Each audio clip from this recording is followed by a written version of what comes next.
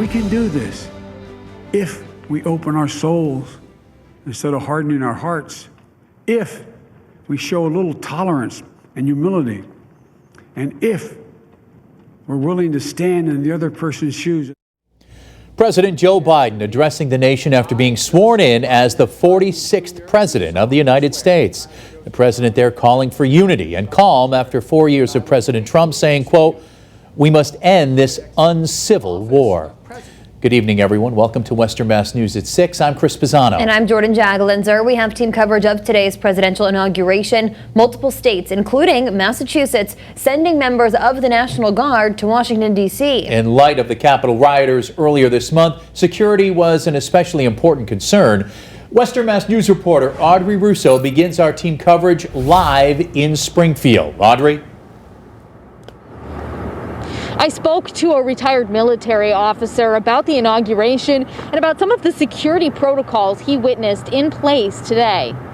Gary Lafort is a retired military officer and former professor of international business at American International College. He tells Western Mass News he's never seen a presidential inauguration with this much security. Never to the tune that we've seen today. I mean, there was approximately 25,000 National Guards, not including local police and Capitol Police. 500 Massachusetts National Guard members were sent to Washington, D.C., and an additional 500 were put on standby for help in the Bay State. Lafort tells Western Mass News that governors did not overstep their bounds by sending their own Guard members. The federal government, under the 2007 U.S. Defense Authorization Act, does have the authority to call up National Guards from the other states in the case of a serious national security issue. With the January 6th riots weighing heavily on the minds of all Americans, Lafort believes the decisions to have a more subdued inauguration, fewer bands, fewer spectators, were more driven by the storming of the Capitol than COVID-19. I think much more so the fear that there could be mass demonstrations that could turn into mass mob activities like we saw on January 6th that really did it.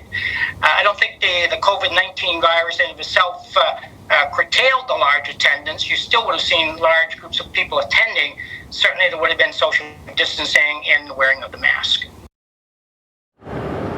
Western Mass News checked in with state police. They say that it was a peaceful day in terms of protest. Springfield police also saying there were no security threats today. Live in Springfield, Audrey Russo for Western Mass News. Audrey, thank you for that live report. Some local elected officials witnessed history today and took part in the presidential inauguration ceremony. Western Mass News reporter Lindsay Kane caught up with Congressman Richard Neal with more on how this inauguration was different than in years past. Lindsay? Chris and Jordan, first thing this morning, Congressman Neal tweeted, "A new day is upon us." He says he was looking forward to this new start. Earlier, we spoke with Congressman Richard Neal as he was watching President Joe Biden get into the presidential limo. He says the day looked different with all the security measures in place around the Capitol building, but he was glad to be a part of history. He spoke of the need for reassurance. He spoke about the idea of unity and healing and the fact that he was president of all the people, even those who did not vote for him. And I thought that he did an exceptional job. He's already indicated he intends to take an ink pen today and to sign a number of executive orders and then proceed with a number of proposals that will engage particularly the Ways and Means Committee in the coming weeks. The Constitution of the United States. Congressman Neal says it's important the new administration focuses on pandemic relief. That's something President Biden already tweeted earlier, saying American families need immediate relief. Coming up later on Western Mass News, we're digging deeper into some of the immediate orders the president is putting into place and how they will impact families here in Western Mass. Live in Springfield, Lindsay Kane, Western Mass News. Lindsay, thank you for that live report. And our team coverage turns to President Biden's quick actions to protect the undocumented immigrant community and reverse immigration policies the Trump administration was enforcing according to federal law. Local advocates hope that this will help those facing exportation, including one man who has been living in sanctuary at an Amherst church. Western Mass News reporter Leon Purvis has that story. At the Workers Center, we're thrilled that The Dreamers are being addressed on day one. This has been an enormous trauma in the broader community across the country. Co-director of the Pioneer Valley Workers Center, Margaret Sawyer, speaking with Western Mass News about President Joe Biden's signing executive orders on Wednesday regarding immigration, specifically defending the Dreamers program for undocumented young Americans and changing the Trump administration's arrest priorities for immigration and customs enforcement known as ICE. But local advocates say this is only a first step. I think it's an ambitious plan for Biden, but there's something that we all have to be aware of, and that's that it doesn't matter if the president is Democrat or it's for another side. It's just that they will keep deporting people. Deportation is what Lucio Perez feared when he took sanctuary at First Congregational Church in Amherst back in 2017. Under Trump immigration changes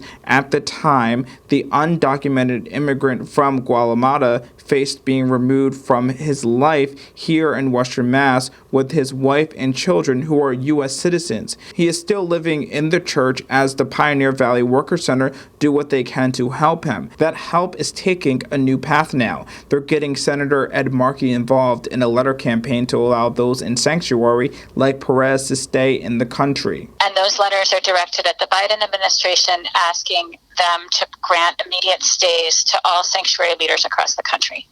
Next Tuesday, there's a scheduled press conference over Zoom with Perez and Senator Markey. The goal is for people like Perez to be able to enjoy living in America and not have to take sanctuary at a church out of fear of being deported. For Western Mass News, I'm Leon Purvis. Leon, thank you for that live report. And turning now to the latest coronavirus numbers in our state.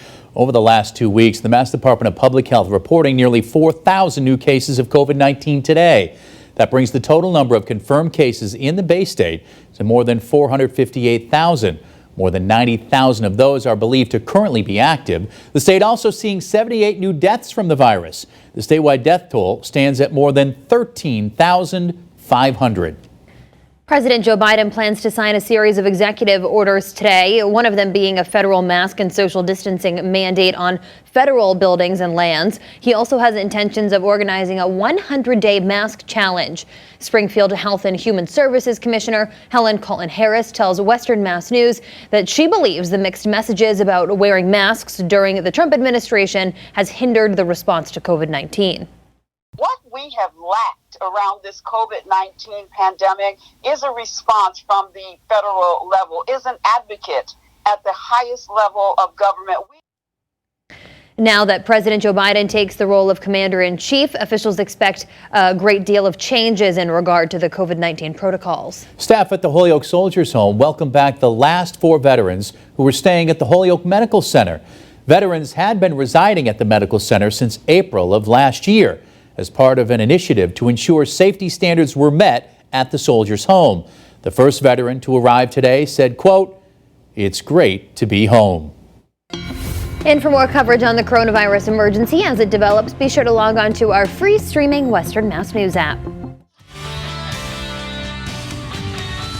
Well, a strong disturbance came across Western Mass today, bringing snow showers and snow squalls. But check out this gorgeous photo, and it's, of course, perfect for today due to the inauguration. But we've got the flag there that's been whipping in the breeze. There were snow showers falling. You had the sunset bringing those beautiful colors, and this was tonight in Greenfield from June. So thank you so much for sending in that photo. It's awesome.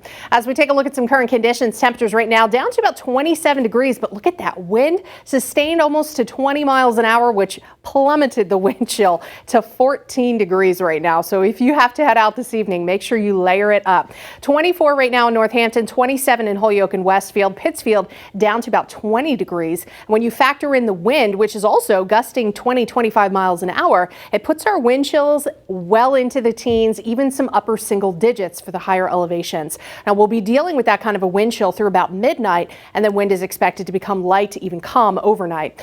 Fair skies right now, even mostly clear for a lot of folks, but we are expecting clouds to re-increase overnight or just roll back in. Temperatures dropping into the teens and then climbing back to the low 20s by sunrise. As we look at your morning planner, we start off with some light wind, but as we progress throughout the morning, there's a chance for a few snow showers and flurries. Temperatures gradually climbing out of the 20s, and wind will start picking up out of the south with some gusts up to about 20 miles an hour. Now, high temperatures tomorrow are still on the chilly side. We have a nice little warm up to end the week, but much colder for the weekend. Your full forecast coming in just a few minutes. Back to you. Janna, thank you. Turning now to breaking news tonight out of Agawam, where police are investigating a crash between a pedestrian and a car. It happened on Mill Street between Franklin and Poplar Streets. Officials now urging drivers to avoid that area while they clear the scene. Western Mass News will continue to provide you updates both on air and online at westernmassnews.com. Western Mass and beyond showing their support for a fallen member of the Westover Air Reserve Base in Chicopee. Master Sergeant Scott Blythe passed away suddenly at the age of 47 while on a training mission in Hawaii. Members of the 337th Airlift Squadron started a GoFundMe page to help his family with his family's expenses. In one day, the page has raised more than $42,000. You can visit the GoFundMe page through our website, westernmassnews.com.